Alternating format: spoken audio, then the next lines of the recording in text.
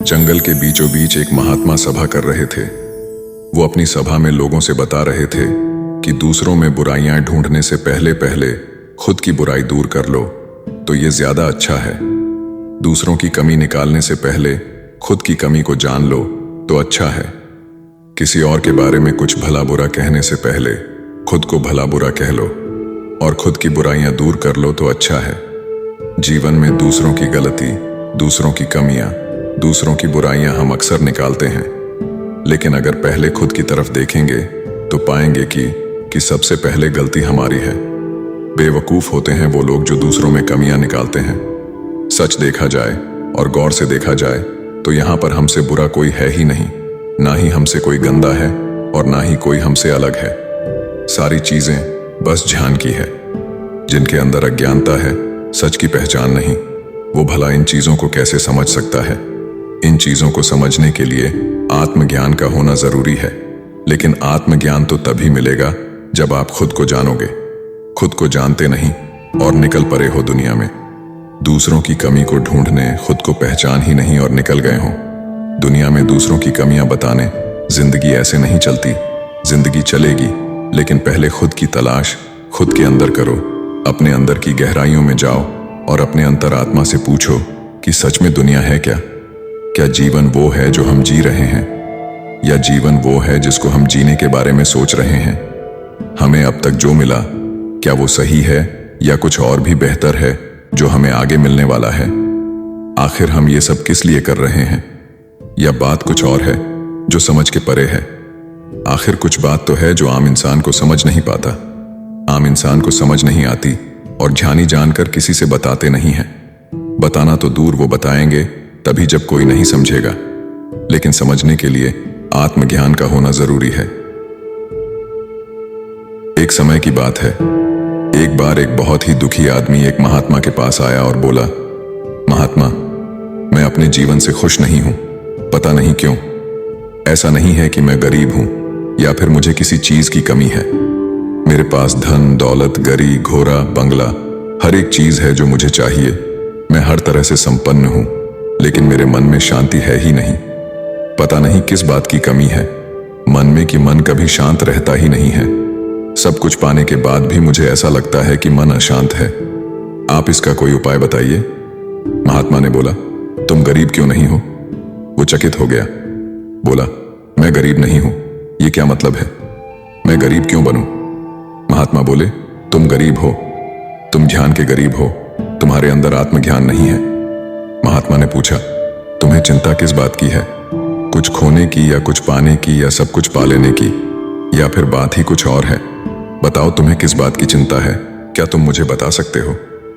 वो इंसान सोच में पड़ गया और बोला, महात्मा, ये बड़ी बड़ी बातें करके मुझे आप भरमाए मत। आप आसान भाषा में बताइए कि मैं क्या करूं। मुझे इसका समाधान चाहिए। महात्मा ने कहा, जीवन में एक बात हमेशा याद रख रहा, चाहे तुम लाखों अरबों रुपए रोज कमाओ, चाहे तुम कितने भी तरह के भोगों को भोगो या खान पान कितने भी तुम अच्छा क्यों ना कर लो, लेकिन अगर जीवन में संतोष नहीं तो तुम कभी भी खुश नहीं रह पाओगे। और जब तक तुम्हारे अंदर सुकून नहीं, तब तक ये सारी चीजें किसी काम के नहीं। उसने पूछा, फिर आखिर जीवन में सुकून कैसे मिलेगा? महात्मा ने कहा, संतोष करना सीखो।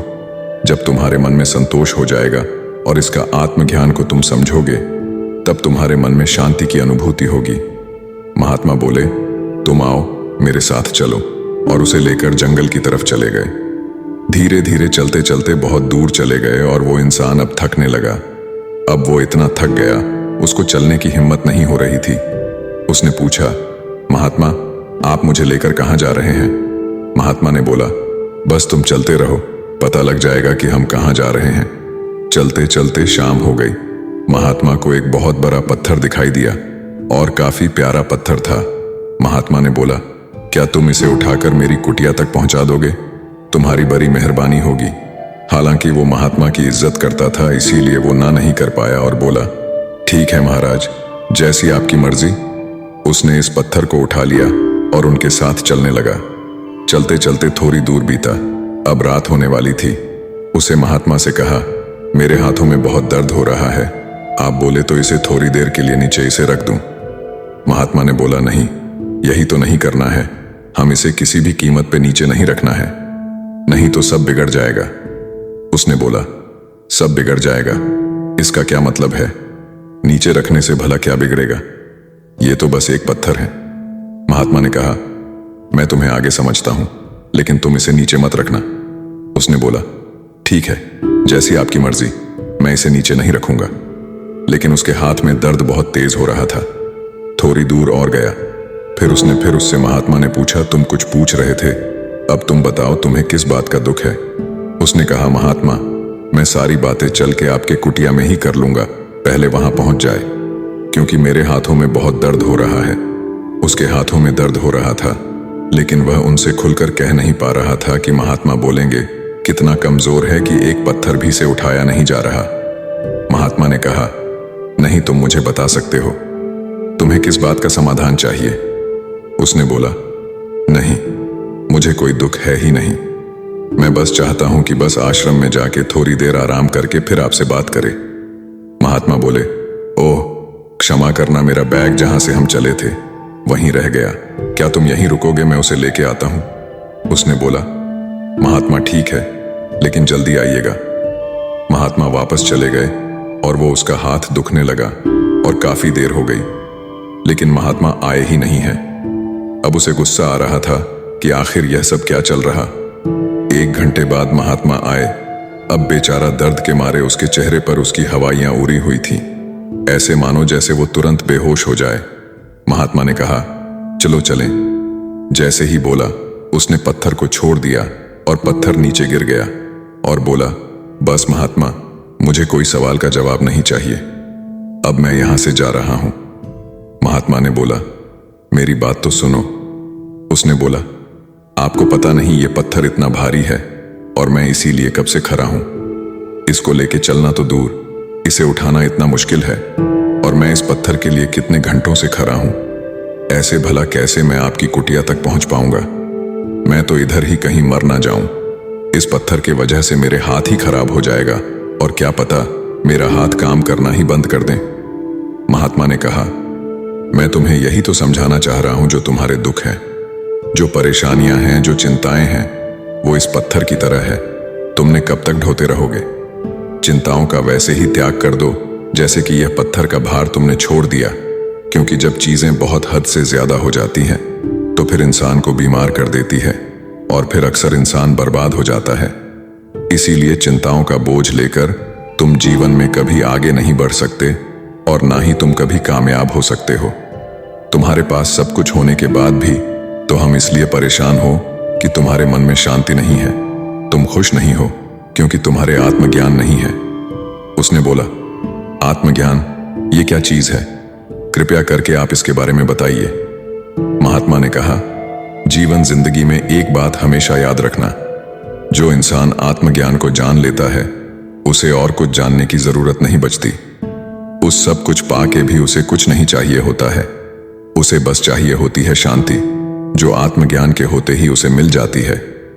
महात्मा ने कहा, मैं तुम्हें आत्मज्ञान के बारे में बताता हूं, लेकिन यह शुरुआत में तुम्हें समझ में नहीं आएगा, लेकिन तुम्हें मेरी बातों को अंत तक सुनना पड़ेगा, तभी तुम्हें समझ पाओगे। आत्मज्ञान वह ज्ञान है जिसको पाकर, जिसको समझकर इंसान हर एक बंधनों से मुक्त हो जाता है और यह ज्ञान उसको संसार के मोह और अज्ञान से मुक्ति दिलाता है और उसे सच्ची आत्मिक अवस्था में ले जाता है। ब्रह्म ज्ञान प्राप्त करने से व्यक्ति अपनी असली आत्मा को समझता है, जिससे उसके मन में शांति, स्वतः सुख और सर्वोत्तम ज्ञान की प्राप्ति होती है। इसे प्राप्त करने के लिए विवेक, विचारशीलता, वैराग्य, विषयों में आसक्ति की अभाव, शम मन का नियंत्रण, दम इंद्रियों का निग्रह, तितिक्षा सहिष्णुता, श्रद्धा शास्त्र और गुरु के प्रति श्रद्धा और समाधान मन की एकाग्रता जैसे गुणों की आवश्यकता होती है।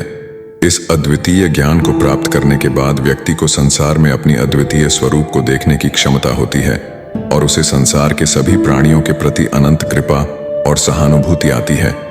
इसलिए ब्रह्म ज्ञान व्यक्ति के जीवन को सार्थक और परम लक्ष्य की ओर उन्मुख बनाता है। ब्रह्म ज्ञान से मिट जाती है अज्ञानता, जैसे हफ्ते से फटे कपड़े को सिलने के लिए 1 हफ्ता नहीं लगता है। बस एक सुई और धागे के हाथ में आने की जरूरत है, झट से वह कपड़ा सिल लिया जाता है। ब्रह्म ज्ञान प्राप्त करते ही सदियों की, जन्मों की हमारी अज्ञानता मिट जाती है। सतयुग, त्रेता युग, द्वापर, हर युग में उसी को मुक्ति, उसी का उद्धार हुआ जिसकी आत्मा ने इस परम तत्व को जान लिया। अगर इस जन्म में हमारी आत्मा को मोक्ष प्राप्त हो जाए, इसे आवागमन के बंधन से क्या उपलब्धि होगी। पैगाम निरंतर देते चले जा रहे हैं कि हे इंसानों, जरा सोचो और विचारो, थोड़ा सा ठहराव अपने जीवन में लाओ। और जब यह कहा जाता है कि जीवन में ठहराव लाओ, तो उसका मतलब यह नहीं है कि अपनी सारी गतिविधियों को विराम दे दो, कहीं अपनी जिम्मेदारियों से किनारा कर लो, कहीं वीरानों में चले जाओ तो तुम्हें ठहराव मिल जाएगा। नहीं, यहां पर उस तरह के ठहराव अथवा वैराग्य की बात नहीं हो रही है। अगर कहा गया है कि जीवन को ठहराव मिल जाए, तो उसका अर्थ यह है कि हमारा मन इस ठहरे हुए परमात्मा के ऊपर केंद्रित हो जाए। और चूंकि यह परमात्मा, यह ईश्वर ठहरा हुआ है, जो मिले उसमें खुश रहना सीखो, जितना मिले उसमें संतोष करना सीखो। परमात्मा का शुक्रगुजार करो कि उन्होंने तुम्हें जितना भी दिया है वह तुम्हारे लिए पर्याप्त है। और सबसे बड़ी बात, उसी में संतोष करना सीखो, क्योंकि संतोष के बगैर इस जीवन में शांति की प्राप्ति कभी हो ही नहीं सकती। उस इंसान ने महात्मा का बहुत बहुत धन्यवाद कहा और वहां से चला गया और अपने जीवन में जाके सुख शांति से व्यापार चलाने लगा। बाकी अगर ये कहानी आपको अच्छी लगी हो तो इस वीडियो को लाइक करें और ऐसी और कहानी सुनने के लिए डे इंस्पायर्ड यूट्यूब चैनल को सब्सक्राइब करें। तब तक मिलते हैं हम आपसे ऐसी ही एक और प्रेरणादायक कहानी के साथ अगले दिन। धन्यवाद।